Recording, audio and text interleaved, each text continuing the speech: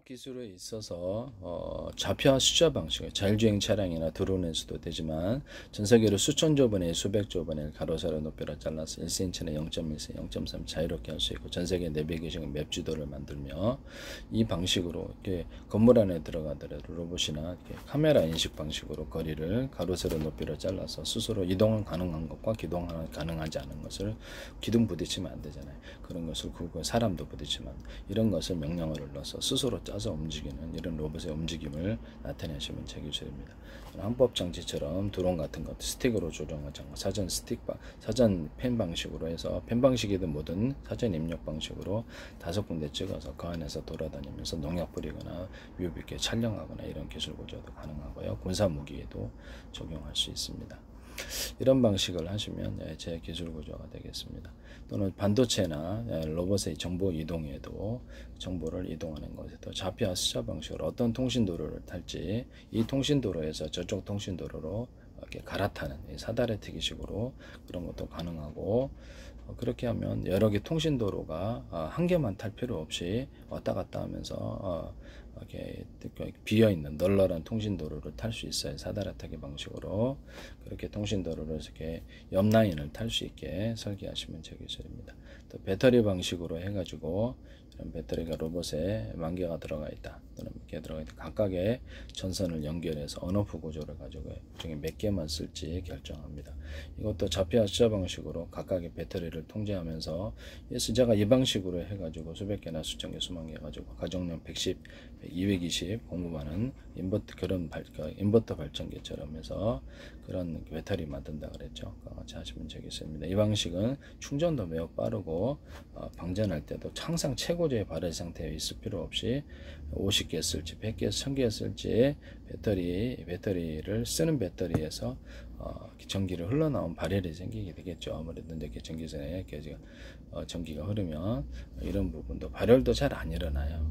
그리고 또 교체 방식 2차 전지다 그러면 교체할 수 있는 방식도 하면 되게 수리도 쉽거든요. 그 부분만 딱 교체할 수 있도록 로봇도 이렇게 좌표와 숫자 방식으로 각 배터리가 왼쪽 오른쪽 다리 이렇게 머리 이렇게 부분별로 배터리가 전기를 담당하고 어떤 전기 공급 라인이 파손됐으면 다른 배터리가 비상 라인을 통해서 전기를 공급하는 방식을 선택합니다. 그래서 전기를 정확히 배터리 몇 개 쓸지 또는 배터리 1개짜리라도 이것을 20개 연합선이 있으면 그 안에도 전기선을 각각 연결해서 5개, 7개 쓸지 결정한다라는 거죠. 이런 제방식은 앞으로 미래 기술이 되리라고 생각하고요. MLC 기술과 모든 배터리 통제 기술에 쓰시면 제방식이 우수하다는 걸 알게 될 겁니다.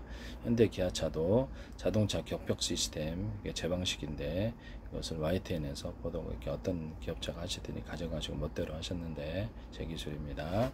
자동차 배터리에다 격벽 시스템 물리적으로 여러 개로 분할을 해서 각각 격벽 처리하고 한 개가 이상이 있으면 그렇죠. 한 군데 너무 많은 전기를 때려 박으니까 발열이 생기기 쉽고 전해질 구조다 보니까 출렁이어서 그런데 전해질 통로를 배터리하는 그 안에만 전해질만 있기 위해서 리튬 이온 이동 속도도 빠르게 하고 음극재 양극재를 한 덩어리 큰 것이 아니라 여러 겹으로 넣는 제 기술을 쓰시면 제 기술입니다.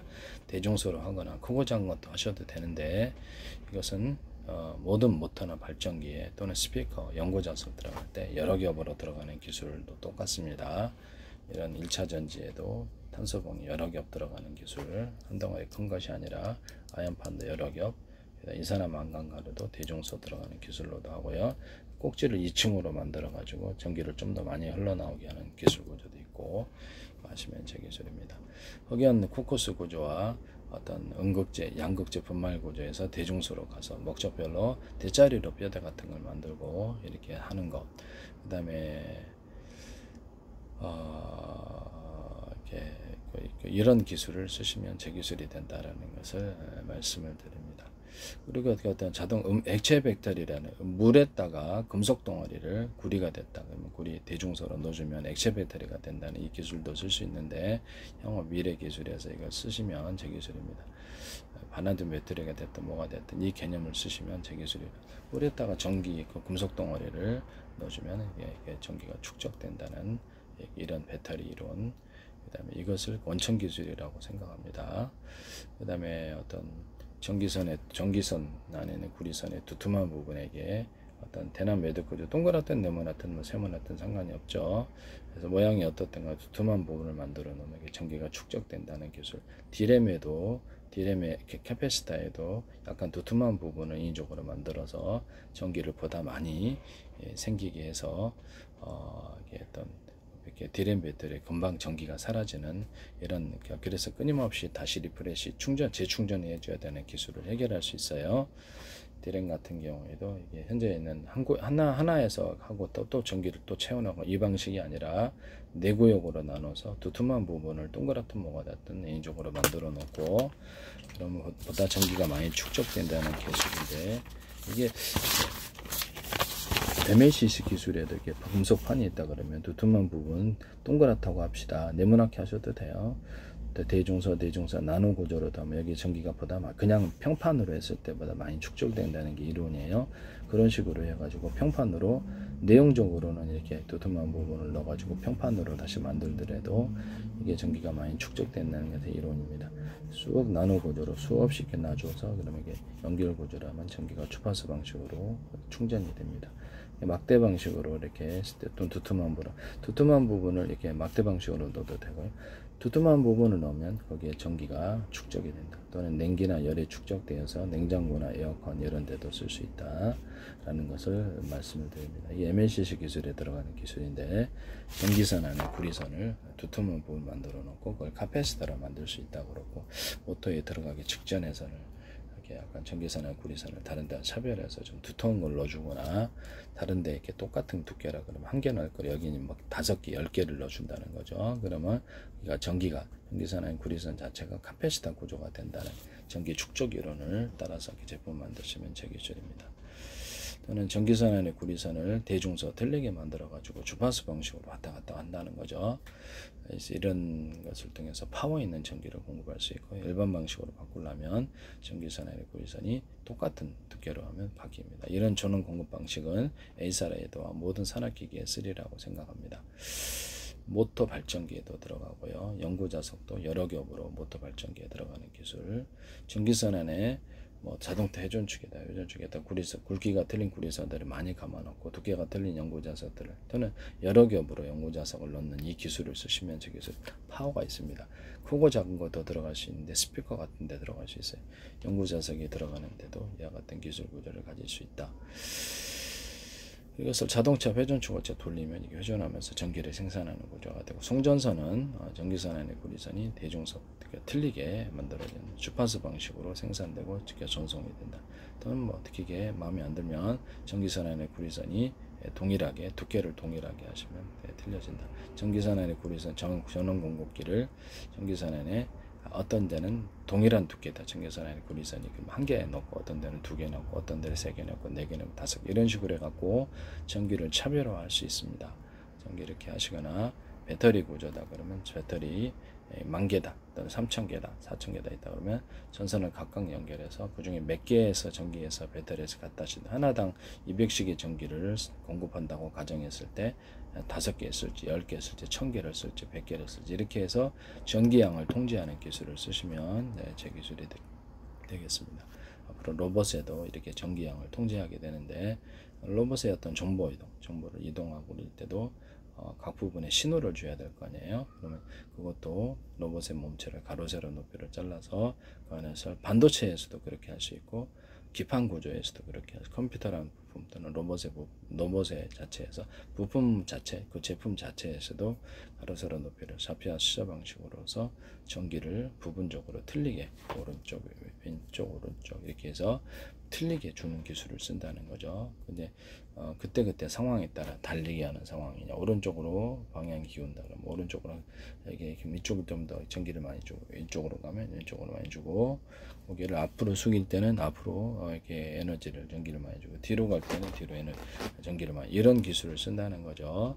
데이터 처리를 해서 그 동작을 따라서 어느 정도의 전기가 필요할지 전기를 배분할 때 여기서 배터리에서 어느 정도 호바 쓸지를 결정합니다. 전기의 어떤 공급 구조, 전원을 공급하는 측면에서 이런 다양한 방식을 동원할 수 있는데 전원 공급을 통제해 가지고 변속 현재 있는 자동차도 그렇고 변속기 없는 구조를 말씀을 드렸죠. 컴퓨터 시대가 됐기 때문에 예전엔 변속기를 했지만 화목난로의 연료를 적게 주면 적게 주고 많이 주면 많이 찬다는 제 기술을 따라서 연료양을 소규 방식이 됐든 수소산소가 됐든 가스가 됐든 전기가 됐든 연료양을 그만큼 주면 그만큼밖에 자동차가 회전축이 안 돌아간다. 프로펠러가 비행체 프로펠러가 안 돌아간다는 제 기술을 따라서 그렇게 하시면 변속기가 없어지는 것도 되고요. 자동차가 구조가 단순해지고 싸집니다. 이와 같이 하시면 제 기술입니다.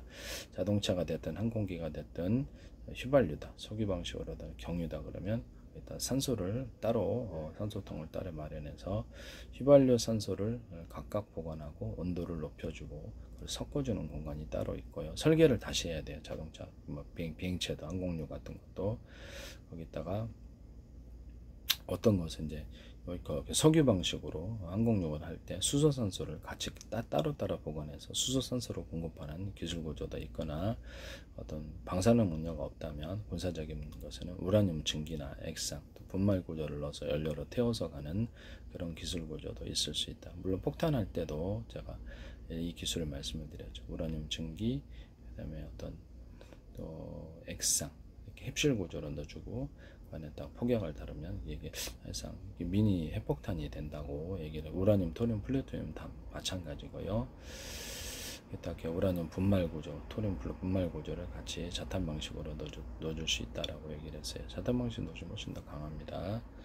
장약 같은데도 폭약 구조에도 대중소로 가루를 들어가고요. 거기다가 수소산소 캡슐을 넣어주거나 산소 비율이 높아지면 고화력 쪽에서 보다 강한 폭발력이 난다 그랬죠. 다이너마이트에도 이 기술을 쓸 수 있어요. 이렇게 해서 다이너마이트 같은 것도 전파 방식으로 제가 같은 전파라면 호출루 번호만 들리게 해서 전자신간 방식이 아니라 전파 방식으로 할 수 있고, TV 리모컨에도 제가 3층에서 1층에 있는 TV를 작동시킬 수 있다고 무선 초인종 방식으로 이렇게 했죠. 같은 전파라면 호출 번호만 들리게 해서 1, 2, 3, 4, 5, 6, 7, 8 기능을 작동하거나 서로 또 각각 다른 전파로 기능을 작동하거나 이 두 가지를 혼합해서 그래서 각각 다른 전파 안에 호출 번호만 틀린 이런 기술로 한다라는 것을 말씀을 드립니다. 이것은 컴퓨터 통신이나 모든 스마트폰 통신, 위성 통신에서도 쓸 수 있는 방식입니다. 이와 같이 만드시면 제 기술이 되겠습니다. 어쨌든 간에 이 로봇 기술에서 이와 같은 기술을 사용하시고 다음과 같은 기술을 제가 일부러 언급을 좀 많이 하기 위해서 했는데 이 기술 사용하시면 제 기술이 되겠습니다. 남의 기술 도덕질에 성업화시키지 맙시다.